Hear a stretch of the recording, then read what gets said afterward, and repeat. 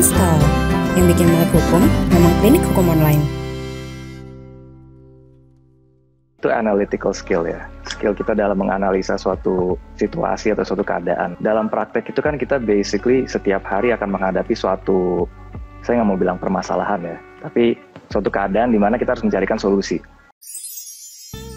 Selagi kamu di rumah, perluas wawasan kamu dengan online course Hukum Online, platform pembelajaran hukum secara daring terbaru dari Hukum Online. Melalui online course, temukan materi pembelajaran dari para pengajar kompeten dengan harga terjangkau mulai dari Rp149.000. Selain itu, materi belajar juga bisa kamu akses selama 1 tahun penuh. Jadi, kamu bisa atur waktu belajarmu kapanpun dan dimanapun. Jadi lebih fleksibel kan? Kunjungi learning.hukumonline.com dan temukan kelas favoritmu sekarang.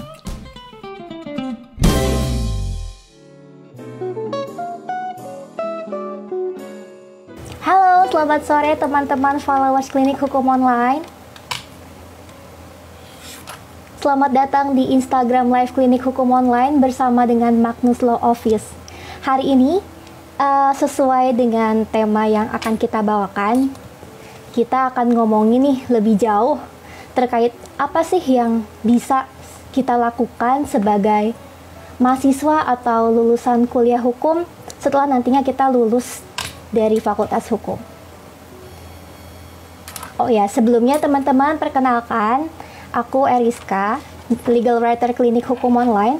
Selama 1 jam ke depan, aku bakal nemenin kamu ngobrol-ngobrol bareng sama Mas Pascal. Beliau merupakan managing partner dari Magnus Law Office. Dan beliau juga telah melanjutkan S2-nya di Leiden. Dan tak hanya itu, beliau juga merupakan Ketua Ikatan Alumni Universitas Leiden Indonesia dan telah berpraktik hukum secara keseluruhan itu selama 10 tahun. Dan beliau juga pernah bekerja di perusahaan tambang selama 8 bulan sebelum akhirnya terjun sebagai lawyer di law firm. Halo, selamat sore Mas Pascal, apa kabar? Halo sore Bu Eriska, apa kabar? Baik Pak. Pak Pascal gimana kabarnya? Sehat, alhamdulillah. Alhamdulillah. Jaga-jaga terus aja prokes, stay di rumah sebisa mungkin nggak keluar. Salam juga untuk semua yang ada di sini. Semoga dalam keadaan sehat ya. Stay safe. Ya, silakan Mas Pascal untuk menyapa followers Klinik Hukum Online dulu, mungkin sebelum kita sharing-sharing lebih jauh. Halo semua, selamat sore. Welcome ke live IG Klinik Hukum. Semoga semua dalam keadaan sehat dan semoga topik yang akan kita kupas di sore ini berguna untuk kita semua. Amin. Mas Pascal, sebenarnya apa aja sih pilihan karir untuk lulusan hukum ini? Pilihan karir? Iya. Sebenarnya cukup banyak ya, karena lulusan hukum itu kan sebenarnya ilmunya bisa digunakan di berbagai pekerjaan ya. Contohnya, ya mungkin yang paling pertama itu kan ya sebagai advokat, sebagai pengacara ya. Kalau itu kan sudah straightforward sebagai konsultan hukum.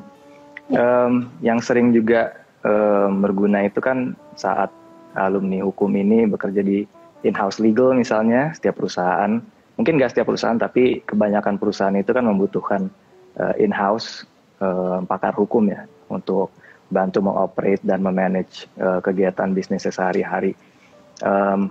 Mungkin juga yang bisa kita pertimbangkan mungkin kalau misalnya ada ketertarikan dalam dunia akademik bisa sebagai dosen juga ataupun diplomat kalau kita ada interest di hukum internasional, notaris atau PPAT.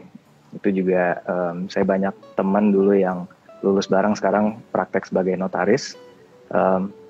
Ada lagi mungkin sebagai staf HRD, itu juga saya banyak bertemu dengan staf HRD perusahaan itu memang yang lulusan sarjana hukum juga. Karena memang kan urusan HRD itu directly bersangkutan dengan hukum ketenaga kerjaan. Nah itu kan kita harus sangat hati-hati lah ya.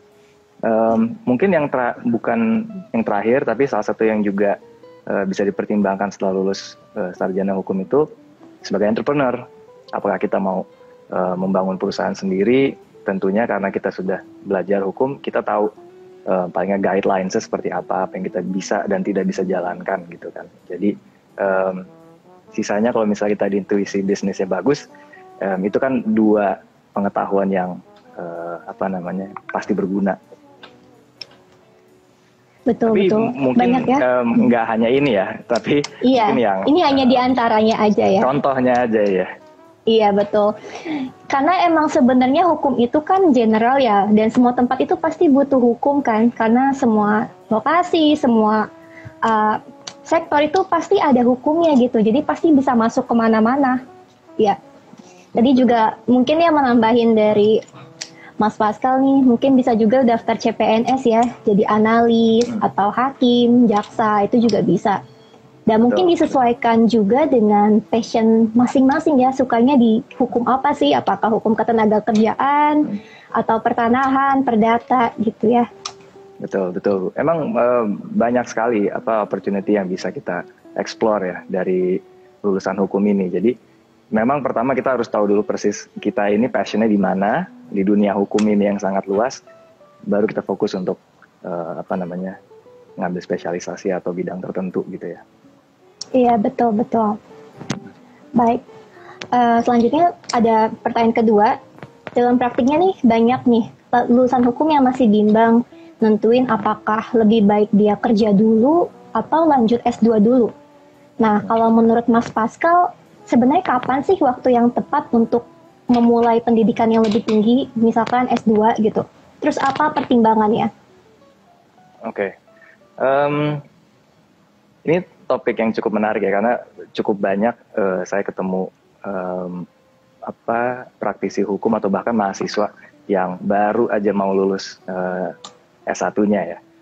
Itu pun dulu juga waktu saya pertama kali mau mulai bekerja, saya cukup beruntung, saya ada kesempatan diskusi dengan salah satu pengacara senior ya. Sekarang sih udah nggak praktek, cuma namanya masih ada di kantor itu. Jadi kalau menurut saya, dan saya yang saya jalankan itu memang sesuai dengan saran beliau ya. Menurut saya untuk lanjut ke S2 itu penting kalau kita memang sudah ada pengalaman bekerja. Kenapa? Masuk ke pertimbangan saya itu, dengan pengalaman kerja itu pasti banyak impact dalam melaksanakan S2 ini. Karena S2 ini kan banyak sekali topik yang kita hadapi. Basically secara teori kita pernah pelajarin di S1. Lalu pertanyaan yang banyak timbul di S2 itu kan lebih ke praktikal. Situasi seperti ini, solusinya seperti apa, dan nggak hanya di situ, tapi kenapa seperti itu. Kita explore lebih jauh teori hukum, peraturannya, esensi dari suatu peraturan, kenapa di draft seperti ini, pertimbangannya apa. Nah, pengalaman kita kerja itu sangat penting karena kita bisa relate secara langsung. Pertanyaan yang dilempar oleh dosen atau profesor, dalam praktiknya itu seperti apa. Dan sering sekali saya menghadapi suatu pertanyaan yang tidak hanya secara teori dan peraturan, tapi ditanya, menurut saudara lebih baik seperti apa? Ya mungkin memang pendapat kita nggak langsung di-apply ya ke policy atau ke peraturan, cuman pengalaman saya itu dosen senang kalau kita punya opini yang let's say relatif akurat dan benar, tapi itu menjadi next level dari ketentuan yang sekarang ada.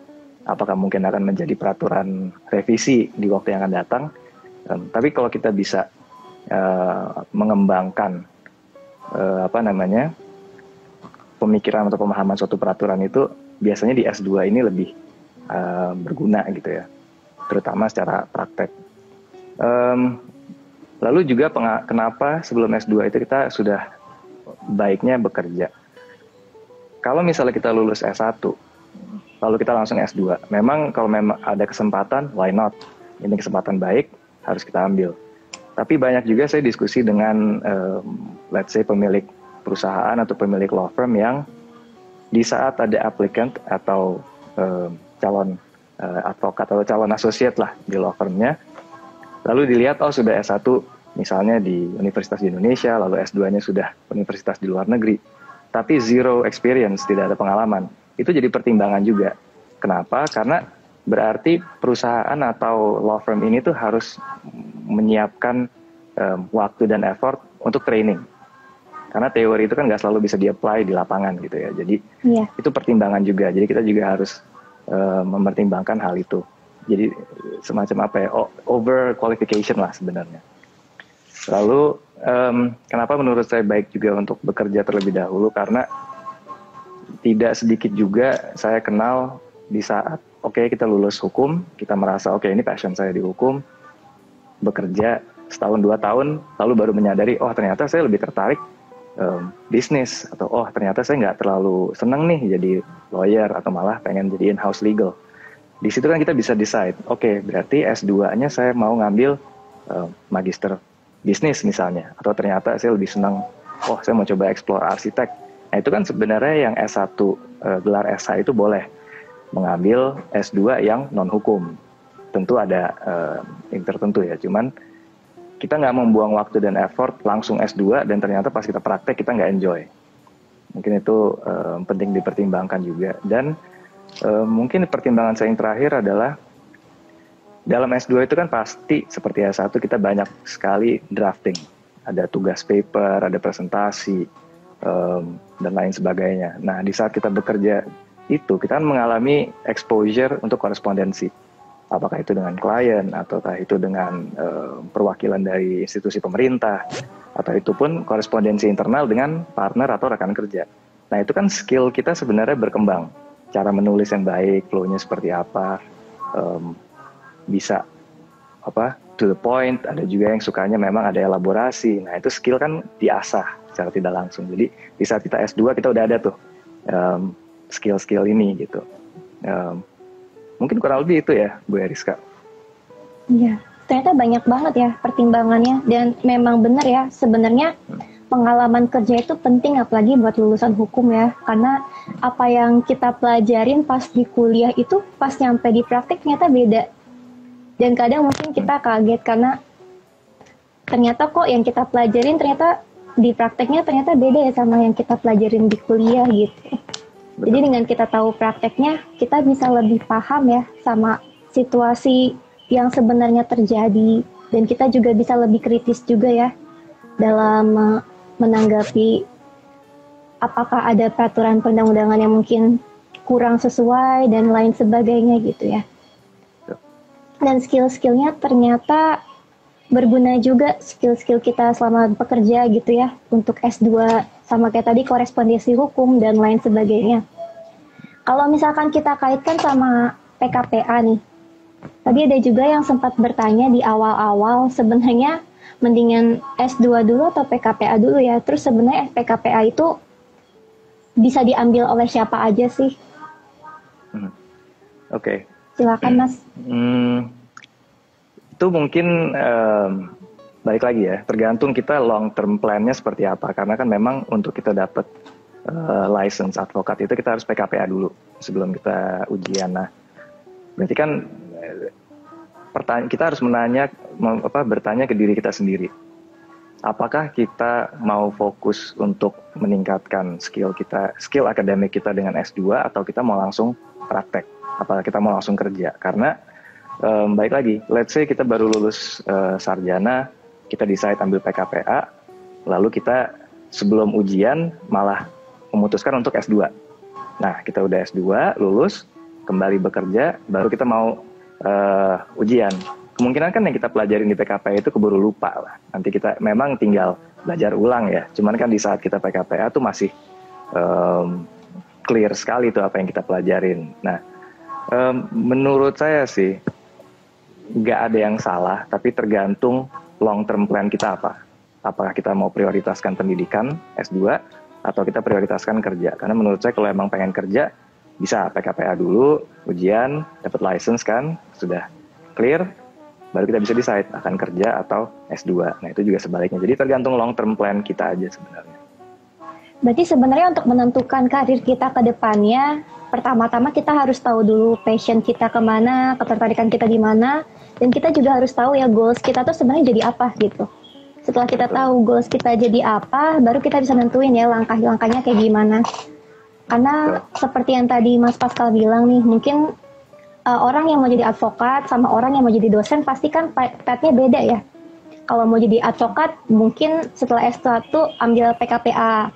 Sedangkan buat yang mau jadi dosen bisa langsung lanjut S2 karena kan untuk jadi dosen ada persyaratan gelar segala macam ya.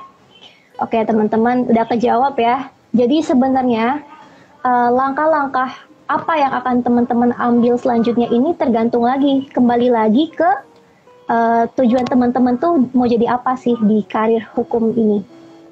Oke, kita lanjut ke pertanyaan ketiga, masih berkaitan juga nih. Sebenarnya nih Mas Pascal, skill khusus atau kesiapan mental apa sih yang harus dipersiapkan agar bisa berkarir hukum? Skill khusus, oke. Iya. Mungkin yang pertama itu analytical skill ya. Skill kita dalam menganalisa suatu situasi atau suatu keadaan. Karena dalam praktek itu kan kita basically setiap hari akan menghadapi suatu, saya nggak mau bilang permasalahan ya, tapi suatu keadaan di mana kita harus mencarikan solusi. Nah, analytical skills ini penting karena ya secara praktek kan klien datang ke kita untuk mendapatkan jawaban, untuk mendapatkan solusi terhadap masalah yang mereka hadapi. Nah, kita harus memiliki pertama cara pemikiran yang kritis. Critical thinking itu penting, tapi menurut saya juga jangan over critical. Jangan selalu kita melihat suatu situasi atau sesuatu peraturan atau keadaan, terus kita mudah gitu langsung kita kritik, wah ini kelemahannya di sini, positifnya di sini, negatifnya di sini. Tapi kita harus bisa memilah apa yang kita perlu criticize, bagian mana untuk mencapai tujuan yang kita pengen kejar gitu kan, bagian mana aja gitu. Lalu yang kedua itu logical thinking, kita harus berpikir selalu secara logis. Karena kalau saya dari dulu itu berpikir hukum itu hanya seperti matematik. Ini logika aja gitu kan. Walaupun nggak sehitam putih itu, tapi ini sudah ada formulanya, sudah clear, peraturannya seperti ini. Jadi harus logical semua dalam menganalisa. Itu pasti ada fine line-nya, di mana pemikiran logis saja itu kita bisa tahu. Nah baru dari situ kita mendalami, oke, filosofinya apa, peraturannya apa, dan lain sebagainya.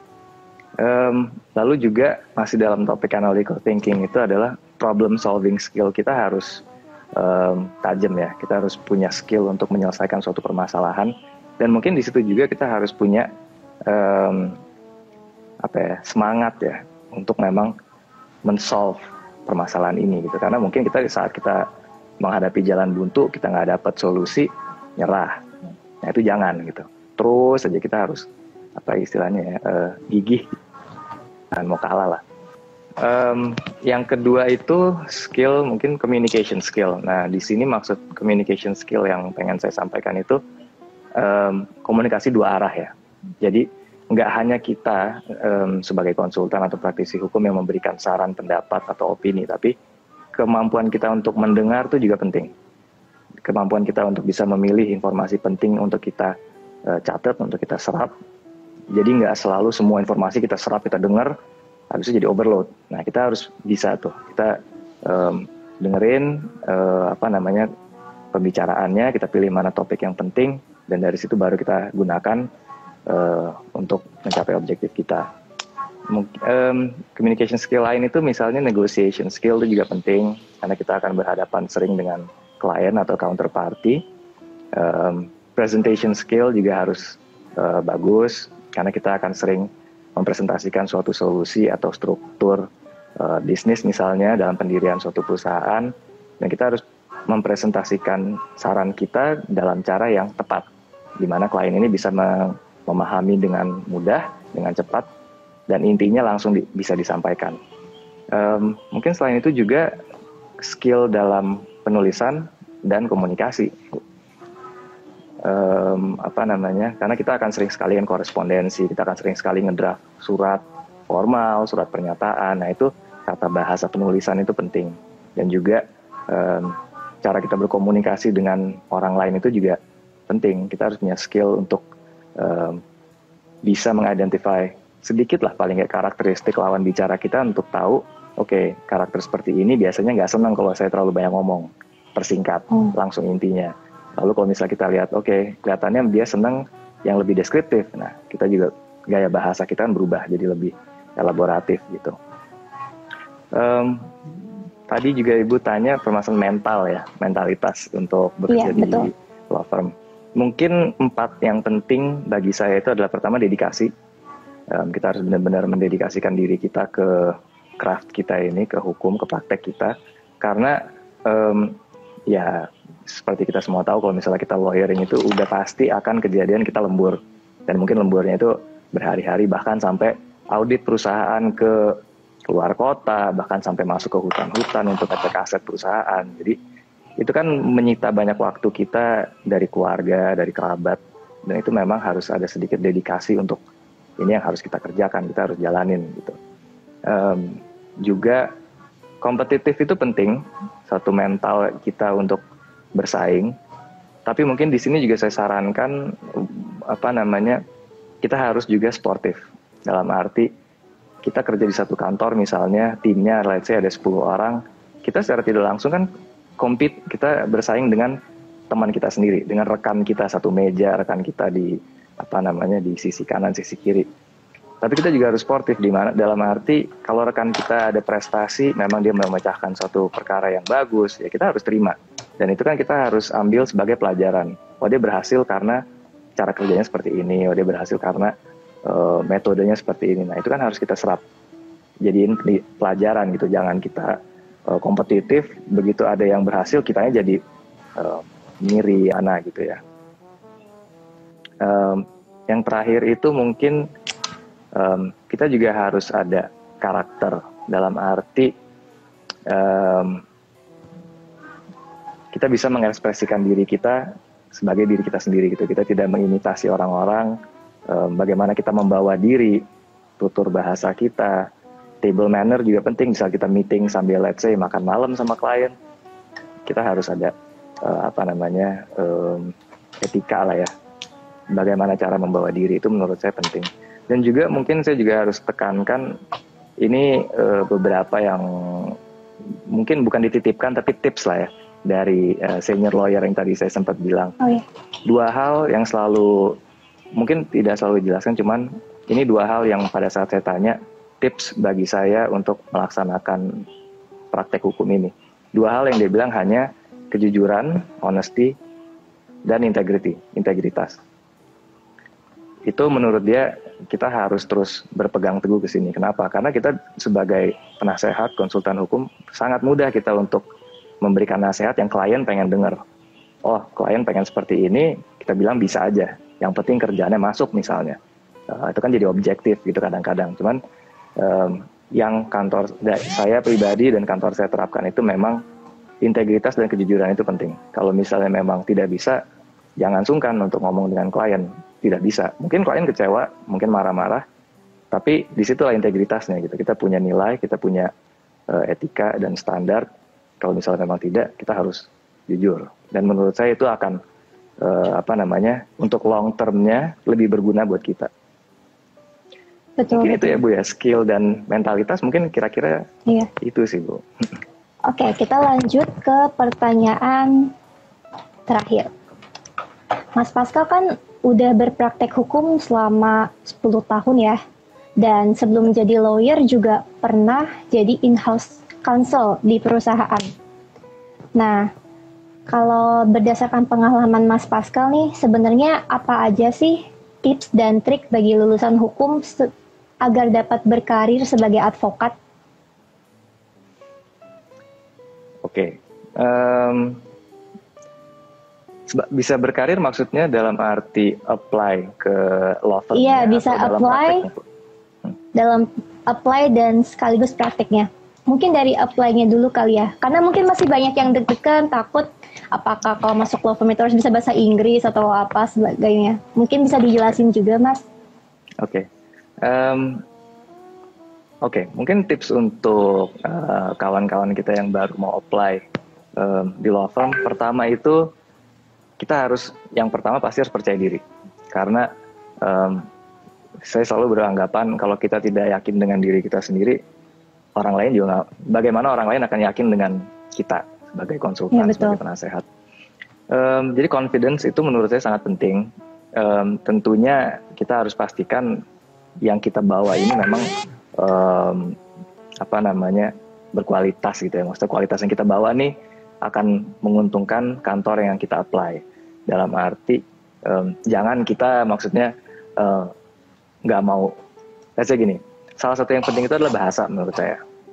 Dalam arti sekarang kompetisi semakin tinggi. Tiap tahun lulusan ESA, saya nggak tahu tahun ini berapa, cuman angkanya sangat besar. Nah itu kan kita harus, yang pertama harus kita perlihatkan adalah quality kita. Apa yang membedakan kita dengan orang lain. Apakah itu dari sisi akademik, IPK kita tinggi, nilai kita A semua, IPK 39, 38, atau mungkin tadi salah satu dari skill yang kita sempat bahas. Apakah kita punya skill analisa yang cukup tinggi, daya ingat yang sangat tinggi. Itu kan sangat penting. Nah, dalam bahasa ini, let's say, menurut saya minimal harus bisa berbahasa Inggris. Apakah, nah, ini kembali ke topik yang pertama.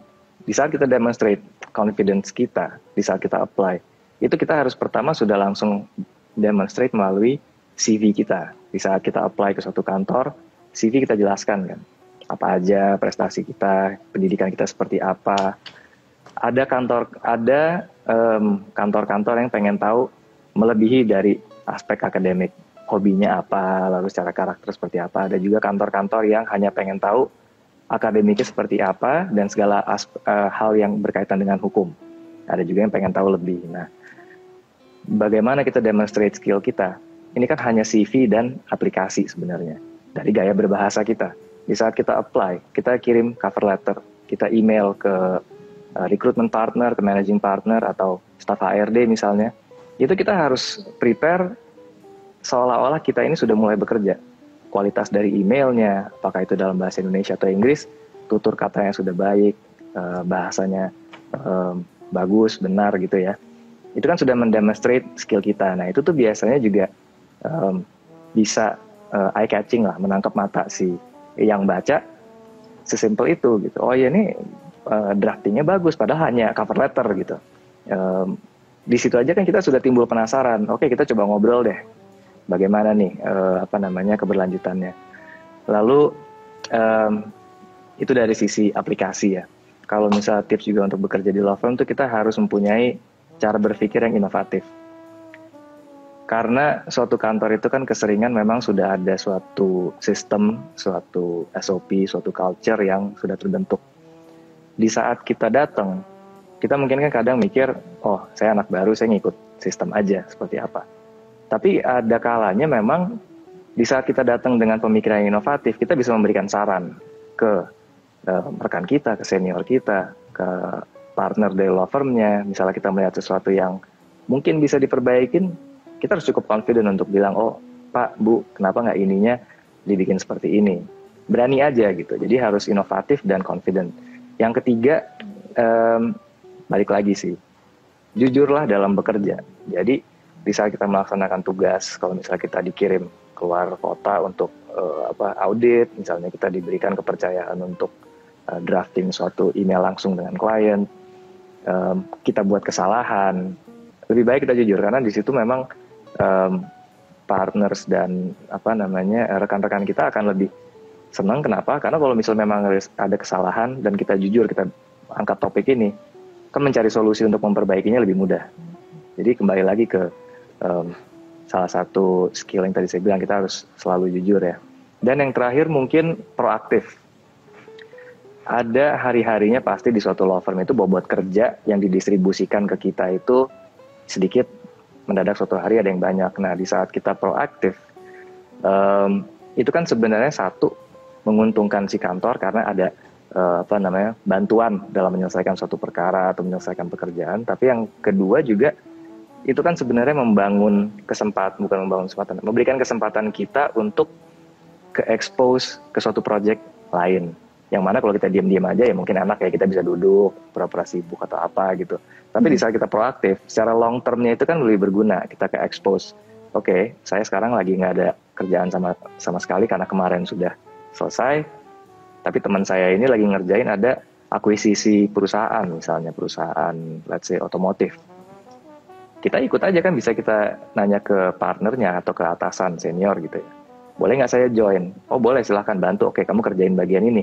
Nah itu kan kita meresap ilmu baru tuh. Mungkin kita nggak pernah handle akuisisi, kita nggak pernah handle otomotif bisnis, jadi dapat. Nah jadi long termnya di saat kita mau pindah kantor atau buka kantor sendiri, atau mungkin nanti apply ke suatu perusahaan otomotif, kita sudah ada basics-nya lah. Jadi menurut saya proaktif itu sangat penting. Oke, kita lanjut ke sesi tanya jawab. Ini ada pertanyaan dari Faizi_Loke.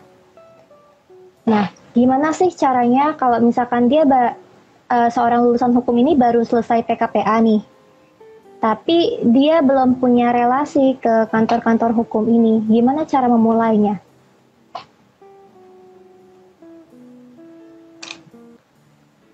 Oke. Halo. Memulai karir di bidang law firm. Iya, kedengeran Mas Pascal? Kedengeran ya? Oke. Iya, silakan. Mungkin yang pertama saya harus tekankan itu adalah jangan berkecil hati atau jangan sampai kepercayaan diri kita turun karena nggak ada relasi. Karena menurut saya, walaupun itu membantu, itu bukan hal yang terpenting. Kenapa? Balik lagi. Kita tentunya di saat mau apply, kita kan akan mengidentify sejumlah kantor yang kita tertarik pertama. Lalu juga kita harus decide apakah kantor ini prakteknya sesuai dengan apa yang saya inginkan gitu. Misalnya apakah kantor ini sudah ada spesialisasi atau belum, atau masih general. Nah kita kan pasti akan identify dulu. Apply dulu aja sebanyak-banyaknya. Balik lagi ke yang tadi saya jelaskan, kompetisi memang semakin tahun itu kan semakin banyak, dan kita juga aplikasi itu mungkin satu hari bisa lumayan banyak lah. Tapi kembali lagi, kenapa tadi saya tekankan itu di saat kita apply, di saat kita membuat CV dan cover letter itu sudah harus dengan penuh niat gitu. Karena di saat kita apply, siapapun partner atau HRD yang membaca itu kan akan mempelajari cara penulisan, CV-nya seperti apa. Oke, akademik pasti diperiksa, IP-nya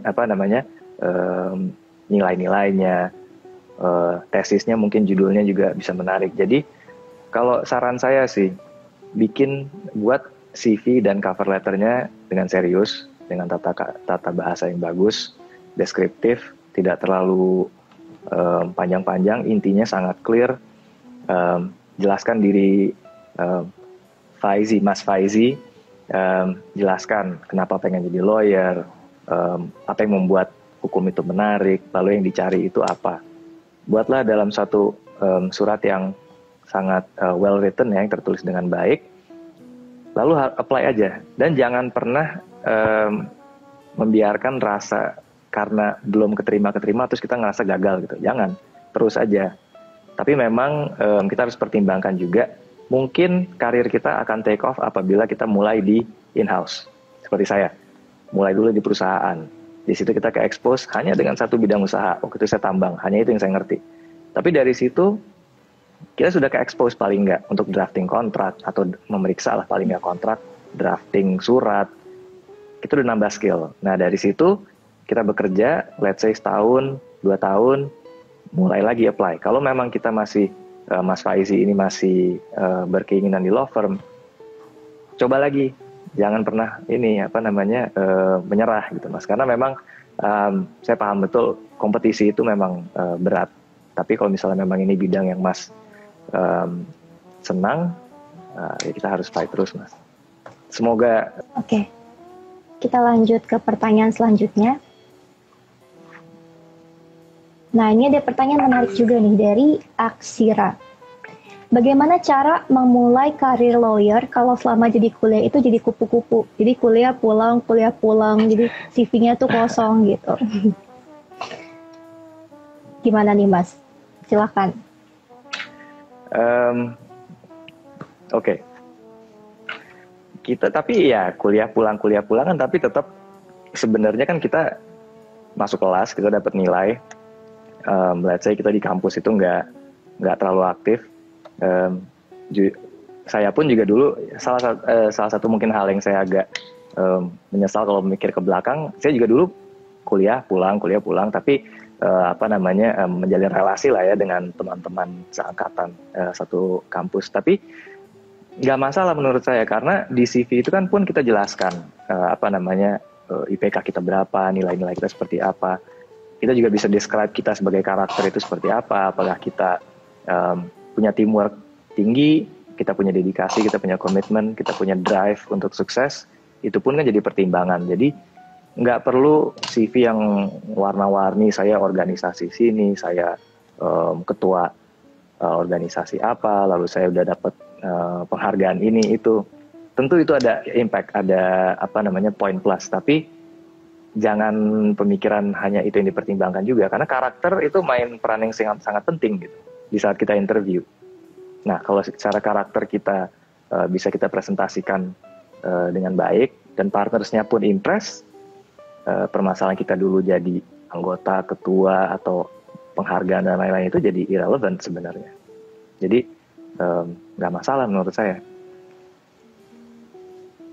Nanti nggak ada masalah, yang penting emang dia punya karakter yang baik dan emang qualify dan cocok gitu ya masuk di suatu law firm gitu. Jadi ya pengalaman itu jadi nilai plus aja, tapi jangan sampai kita jadi patah semangat ya karena CV kita kosong ketika kita mau masuk law firm. Betul. Karena kan di saat interview pun juga nanti kita akan diskusi mengenai hukum. Kalau kita memang bisa kasih jawaban yang akurat dan sesuai harapannya kan sama aja impact-nya gitu. Selanjutnya ada pertanyaan dari MFW Sakti. Sebagai lawyer itu dalam menangani kasus tuh bisa fokus ke dalam satu kasus dulu atau boleh ngambil kasus lebih dari satu? Selama dulu, Mas Pascal praktik gimana nih Mas? Jarang sih ya kita handle satu perkara untuk durasi yang lama. Hanya satu tuh bisa dibilang hampir nggak pernah ya. Kenapa? Karena kemungkinan itu kan di kantor ada sejumlah perkara, sejumlah proyek yang lagi jalan bebarengan. Nah, let's say kita ada 5 perkara dan ternyata associate-nya hanya 3, partnernya ada 2. Nah, itu kan kita harus split job distribution-nya, distribusi pekerjaan. Nah, ada kalanya satu associate, satu lawyer itu menghandle 2-3 perkara sekaligus. Karena memang let's say lagi banyak perkara dari klien. Jadi lebih sering kita ngehandle beberapa perkara sekaligus dibanding satu persatu ya, karena satu perkara aja kan bisa jalan 4 bulan, 6 bulan. Jadi itu salah satu skill yang tadi saya juga lupa bilang, itu kita harus ada time management dan client management skills, itu penting. Dimana kita bisa memanage waktu untuk satu perkara. Let's say kita kerjakan 4-5 jam, clear, kita stop di situ. Next project apa, kita lanjutin lagi di situ. Nah, itu kita juga harus pinter, jangan sampai kita keteteran di satu karena impact-nya akan ke perkara lain juga gitu, delay-nya. So, harus pinter-pinter. Berarti bisa ya emang, dan pasti dalam praktiknya kita bisa menangani lebih dari satu kasus ya dalam waktu bersamaan dengan adanya project tadi. Baik. Lebih sering iyanya dibanding enggaknya, Bu. Iya, siap. Terus ada pertanyaan lagi Mas, tapi ini dari kolom pertanyaan sih, di kolom komen. Ada dari Davia Vero. Apa aja sih yang dikerjakan oleh in-house lawyer? Oke. In-house lawyer tuh sebenarnya cukup variatif ya. Ada yang memang kita bantu memanage day-to-day operations dalam arti let's say negosiasi dengan vendor, atau misalnya kita yang in charge dengan korespondensi dengan pihak ketiga. Itu kita mungkin diberikan pekerjaan untuk communicate dengan itu tadi vendor atau pihak ketiga. Ada juga yang memang tugasnya untuk review, drafting atau merevisi kontrak dengan pihak ketiga. Ada juga yang memang tugas kita itu untuk update peraturan-peraturan baru. Misalnya kita punya tugas untuk selalu ngecek dan maintain bahwa setiap peraturan yang dikeluarkan itu perusahaan kita masih up to date, baik dalam sisi perizinan, dalam sisi kebijakan dan lain-lain. Ya tentunya kayak contoh kemarin Omnibus Law keluar, peraturan turunannya juga langsung ada 50 sekian keluar. Nah mungkin itu in-house lawyer langsung ditugaskan, oke, 24 jam pelajarin semua yang relevan, lalu update direksi gitu misalnya. Ada juga yang memang ditugaskan untuk bertemu dengan perwakilan dari institusi pemerintah atau misalnya let's say untuk perusahaan tambang cek lokasi. Jadi cukup luas ya in-house itu, tiap perusahaan beda-beda sih. Mungkin tergantung juga dengan role-nya ya. Sepemahaman saya itu kayak ada yang memang khusus nanganin operasional perusahaan, terus ada juga yang khusus nanganin hukum bisnisnya dan lain sebagainya gitu. Oke. Kita lanjut. Tadi kan kita sempat bahas bahasa Inggris ya, Mas. Nah, ini ada pertanyaan dari Doni Erianto Bagariang 16. Sebenarnya seberapa penting sih bahasa Inggris untuk menjadi lawyer?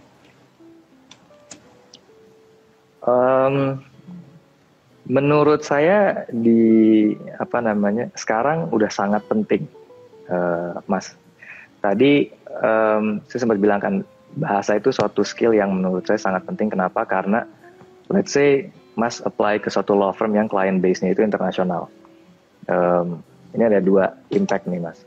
Pertama, kalau skill bahasa Inggris kita bagus, kita ada chance untuk bisa komunikasi langsung dengan klien. Dalam arti kita dikasih kepercayaan untuk update, untuk report, untuk memberikan saran, rekomendasi ke klien, ataupun meeting dengan klien. Nah itu kan sebenarnya pengalaman yang sangat berharga untuk perkembangan profesional karir kita. Nah kalau kita bisa berkomunikasi, kita akan lebih dipercaya untuk directly communicate dengan klien tersebut. Tapi kalau misalnya skill bahasa Inggris kita juga, kita let's say nulisnya udah perfect, tapi komunikasi secara verbalnya itu kurang. Ya ujung-ujungnya kita hanya sejauh email, begitu meeting kita nggak diajak. Jadi mungkin bisa saya jawab sangat penting, Mas. Tapi memang kita juga harus lihat client base dari kantor yang akan hire kita atau kita apply. Kalau misalnya memang mereka client base internasional, saran saya adalah mungkin bahasa Inggrisnya diperbaiki dulu, maksudnya diasah supaya close to perfect ya sebisa mungkin. Karena di saat kita interview, tinggi kemungkinannya interview itu sendiri aja dalam bahasa Inggris. Nah kita kan nggak mau sampai kita pengetahuannya bagus, IPK kita 3,9, tapi kita nggak diterima karena bahasa Inggris. Gitu. Jadi itu juga mungkin boleh dipertimbangkan untuk teman-teman yang baru lulus, untuk sambil S2 atau sebelum S2 dan sambil kerja itu mungkin ambil kursus bahasa Inggris. Karena balik lagi kita sekarang era digital, semuanya udah elektronik, udah elektrik, email apa segala macam. Jadi cross border itu sudah semakin vague ya, udah nggak terlalu ada pengaruh ke praktek. Kita email-emailan langsung sampai keluar negeri, kita teleponan juga call dengan, apalagi lewat Zoom dengan klien-klien asing. Jadi mungkin saya tekankan sih, kalau bisa bahasa Inggris itu diasah at least untuk communication verbal dan written. Oke, ini 2 pertanyaan terakhir nih, Mas. Ini yang pertama, 2 pertanyaan terakhir ini dari Fauza Publik. Bagaimana cara membangun kepercayaan klien terhadap lawyer yang baru pertama kali beracara? Gimana, Mas? Kalau sepengalaman Mas Pascal nih. Bagaimana cara membangun kepercayaan klien? Oke. Mungkin yang pertama kita harus perhatikan itu adalah semua statement dan saran yang kita keluarkan ke klien itu sudah benar. Karena ujung-ujungnya kan yang penting solusi. Klien kita kan datang ke kita untuk mencari solusi. Nah, let's say ini perkara pertama kita, let's say kita baru buka kantor dan ini klien pertama, dan associate-nya ini juga baru pertama kali akan beracara. Tentunya setiap kali kita mau handle suatu perkara atau project, kita harus selalu riset. Kita riset terlebih dahulu, perkaranya apa, project-nya apa, hukum atau peraturan yang relevan itu yang mana saja, lalu kita pelajarin. Nah, di saat kita meeting atau diskusi dengan klien, mereka kan pengen dengar kita sudah membawa solusi. Mungkin dengan opsi 1, opsi 2, opsi 3. Nah, kembali lagi ke skill-skill yang tadi, bahasa, presentasi, kejujuran itu semua sangat relevan. Kenapa? Karena kita harus memberikan suatu penjelasan yang akurat dan tepat, dan juga berdasarkan kenyataan gitu, memang jujur bisa apa nggak dijalankan, atau misalnya memang ada kendala, kita harus kasih tahu. Karena pertimbangan klien itu kan at the end of the day akhirnya memang yang paling menentukan. Kita memberikan opsi 1 dan 2, klien yang akan decide. Kita hanya bisa memberikan rekomendasi. Nah, menurut saya, selama kita bisa memberikan saran, rekomendasi, dan opini itu akurat dan make sense paling nggak ya untuk klien itu sendiri, kepercayaan itu akan timbul. Karena klien pun juga kemungkinan akan riset juga. Dia akan nanya-nanya ke teman, atau akan nanya-nanyakan ke, ya kemungkinan besar kawannya juga ada yang praktisi hukum. Selama statement yang kita sampaikan ke klien itu akurat, nggak ada alasan untuk klien nggak percaya sama kita ujung-ujungnya kan. Jadi pastikan semua yang kita ucapkan, semua yang kita tulis itu sudah akurat. Oke, terima kasih banyak Mas Pascal. Terakhir nih ada followers klinik yang tertarik juga sama Magnus Law Office, tertarik untuk magang. Nah, dari Valency Home ada yang nanya nih, ada nggak syarat khusus buat magang di Magnus Law Office setelah lulus kuliah?